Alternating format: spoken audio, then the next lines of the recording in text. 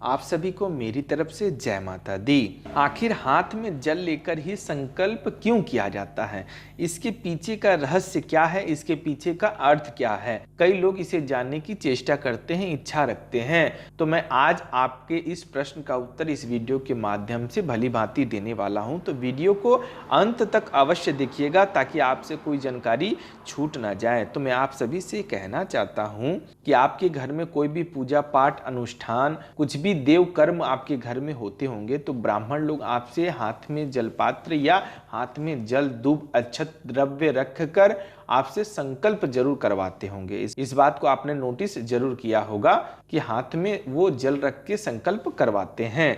तो इसके पीछे का क्या रहस्य है तो मैं आप सभी को बता दूं कि जल लेकर संकल्प करने का अर्थ यह होता है कि आप जिस भी कार्य के लिए संकल्प कर रहे होते हैं, यानी आपके मन में धारणा होती है कि मैं माता रानी का 9 दिन व्रत रहूंगा। कई लोग ये भी संकल्प लेते हैं कि 9 दिनों में निर्जला व्रत रखूंगा, यानी 9 दिन तो व्रत रहेंगे लेकिन उसके दौरान पानी की एक बूंद भी ग्रहण नहीं करेंगे। कई महिलाएं होती हैं, कई लड़कियां होती हैं जो 16 सोमवार का व्रत रखती हैं, कई लोग तो निर्जला व्रत भी रखती हैं। इसी प्रकार अन्य कई पर्व त्यौहार होते हैं हम लोगों के सनातन धर्म में।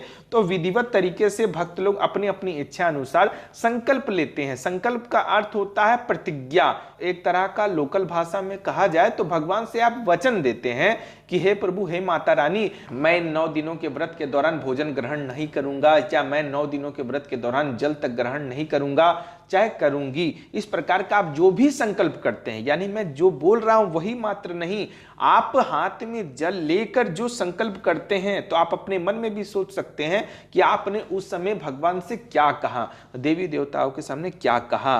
अगर वो आप पूरा न कर पाए, यानी अगर आप व्रत बोले हैं निर्जला व्रत और आप 9 दिनों तक पूरा नहीं कर पाए, तो शास्त्रों में बताया गया है कि उसका अर्थ ये होता है कि मैं अगर वो काम न कर पाऊं तो मुझे पीने के लिए जल भी ना मिले। सोचिए कितनी बड़ी बात बताई गई है शास्त्रों में कि अगर आप कोई भी संकल्प लिए हैं, अगर आपसे पूरा ना हो पाए तो आप संकल्प के दौरान ये भी बात बोलते हैं कि मुझे पीने के लिए जल भी ना मिले। ये बात संस्कृत में लिखी होती। ब्राह्मण इन मंत्रों को आपको हिंदी शब्द का उच्चारण करके नहीं बताते हैं और उसका अर्थ नहीं समझाते हैं, तो आपको इसकी जानकारी नहीं होगी। लेकिन मैं आप सभी को बता रहा हूं कि संकल्प को आप हल्के में लेने की कोशिश ना करें। हम लोग मजाक मजाक में दूसरे का कसम दे देते हैं कि मैं कसम खाकर बोल रहा हूं मैं उसके घर नहीं जाऊंगा, मैं कसम खा के बोल रहा हूं मैं उससे कभी बात नहीं करूंगा। तो हम लोगों के द्वारा इस नॉर्मल कसम खाने से बढ़कर संकल्प होता है। शुद्ध संस्कृत भाषा में जिसे कहा जाए उसे संकल्प कहा जाता है। वो देवी देवताओं के समक्ष हम लोग प्रतिज्ञा करते हैं। तो कहने का तात्पर्य यह है कि अगर आप जो भी संकल्प कर रहे हैं, अगर वो पूरा अगर ना कर पाते हैं तो आप ये भी बात बोलते हैं कि मुझे पीने के लिए जल भी नसीब ना हो। वेद एवं शास्त्रों के अनुसार जल के स्वामी वरुण देवता होते हैं। ये सभी आप तो भली भांति जानते होंगे।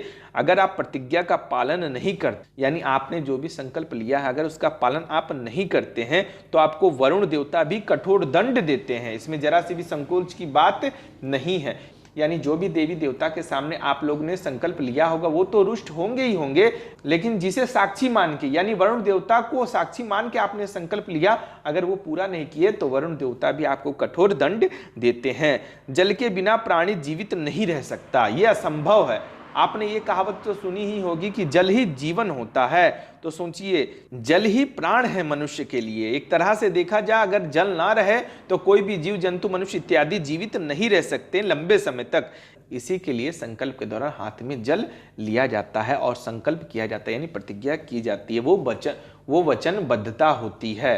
इस बात को आपको ध्यान देना है। वो आप भगवान के सामने प्रतिज्ञा कर रहे हैं कि मैं 9 दिन तक व्रत रहूंगा, मैं भोजन नहीं करूंगा या निर्जला व्रत रहूंगा या रहूंगी, जो भी पूजा पाठ अनुष्ठान के दौरान। तो मैं आप सभी से यही कहना चाहता हूं कि संकल्प सुनने में बहुत ही छोटा और सुंदर शब्द लगता है, लेकिन उसका अर्थ कई गुना बड़ा होता है।